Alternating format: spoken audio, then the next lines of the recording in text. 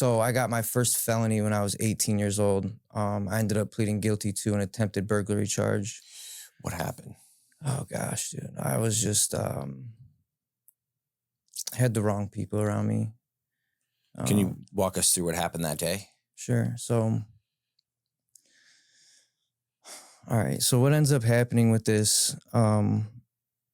One day my dad calls me into the basement, and he was a tree cutter. He used to cut trees down for a living, so his work was seasonal in Ohio. And he says to me, I'm not going to be working for the next 3 months, so you need to do something to put some food on the table for your little brother. And his exact words were, I don't care what it is.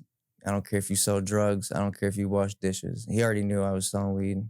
My town was about this big. So, everybody knew everybody's business. Um, so what that did for me was like pretty much open the floodgates. At that time, I thought I was a gangster. I was carrying around a freaking 9mm pistol like somebody was going to rob me for weed in Jefferson, Ohio. Right. But what that did to my mentality was it just made me believe that I was willing to do anything for money.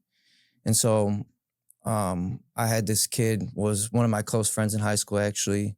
He got addicted to Percocets like before anybody even knew what Percocets were, right? I graduated in 2007. So he had gotten bad and like stole stuff from everybody and then like disappeared for a while. And when he reappeared, he was clean, right? So like, he was hanging back around, and really the whole time he was just stealing from everybody again. Yeah. And so one day, I used to have this little kid who would drive me around. Well, not a little kid, he was a couple years younger than me, but he worked at Younger kid, yeah. Right. He worked at the pizza shop Colucci's in Jefferson, and he came and woke me up one morning, and we're smoking a blunt. And I had this walkie-talkie app on my phone, and Reese hits me up on the thing, and he's like, I got a job, subcontract for you. You can make $50. I said, when and where, right?